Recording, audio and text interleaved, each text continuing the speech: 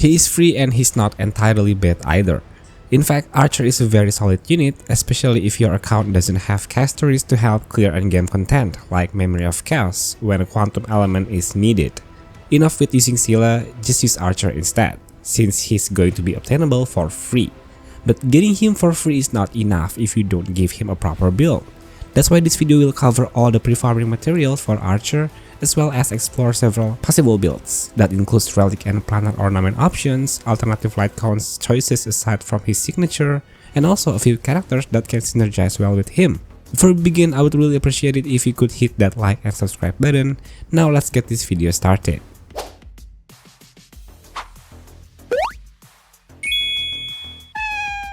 Here are some materials you can prepare in advance to build Archer later.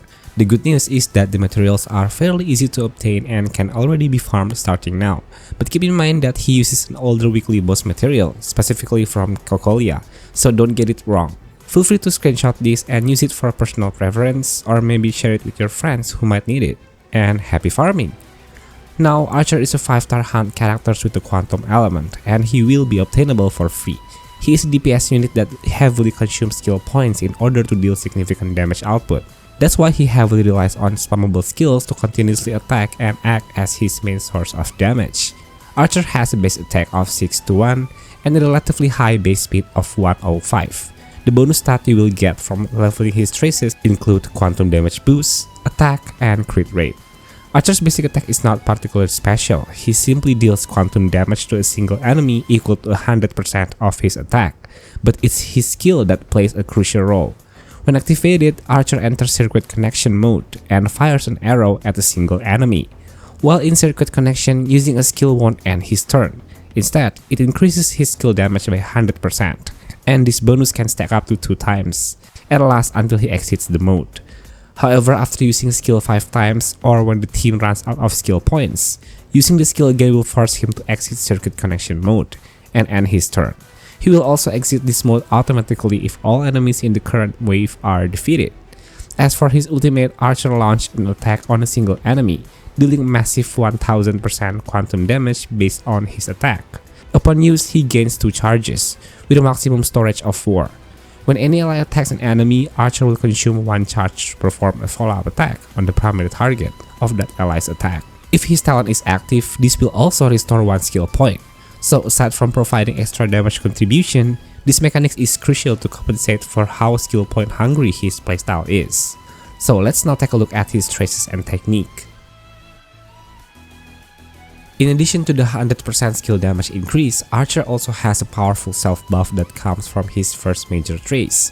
When a team member restores a skill point, whether through using a basic attack or other methods, and the team skill points are at 4 or more, Archer will gain 120% crit damage for 1 turn. There is no mention of any exception applying to Archer himself, which likely means that skill point recovery from his talent can also trigger this trace effect. Next, his second major trace allows Archer to immediately gain 1 charge for his follow-up attack at the start of combat. Because he is a unit with high skill point consumption, the presence of his third major trace is extremely helpful. While Archer is on the battlefield, the team's maximum skill point capacity increased by 1, bringing the total of 6. As for his technique, when activated and entering combat, he deals quantum damage equal to 200% of his attack to all enemies, and also gains 1 talent charge.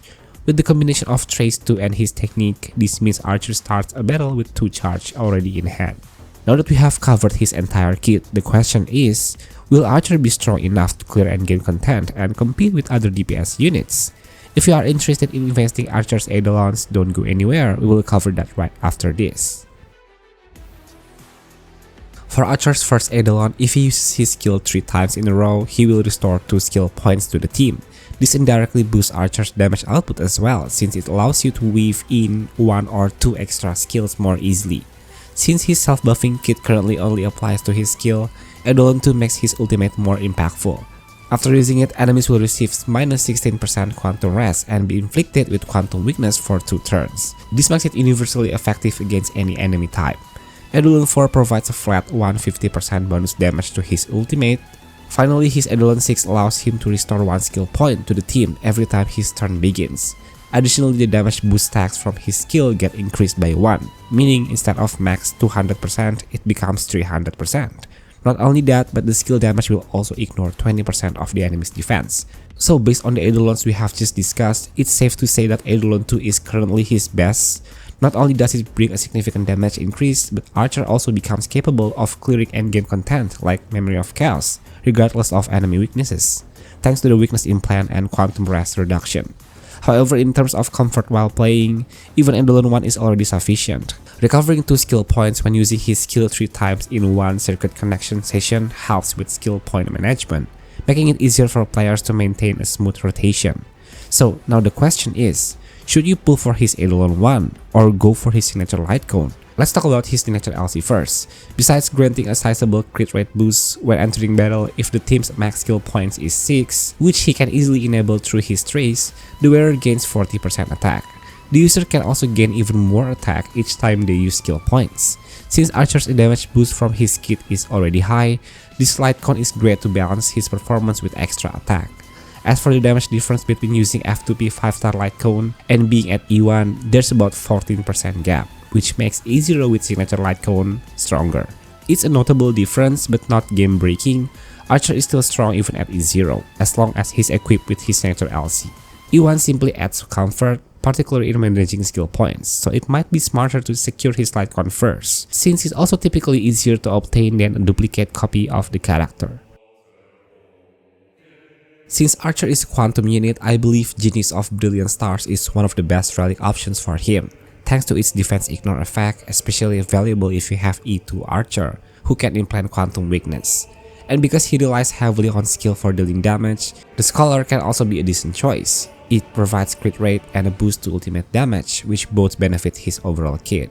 But if you are torn between the two, I recommend just equipping the relic set with the best substats, since the damage difference is not that large, only about 4.5%, with Genius of Brilliant Stars performing slightly better. As for planar ornament options, Riddleland Arena is a great choice, increasing skill damage by 20%, just make sure Archer reach at least 70% crit rate, since that's the condition to activate the passive bonus.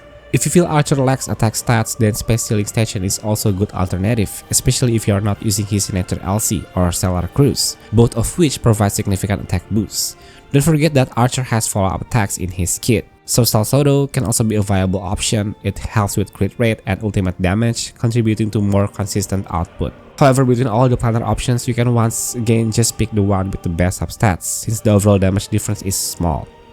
For main stats, go with either crit rate or crit damage, depending on what your Archer needs the most.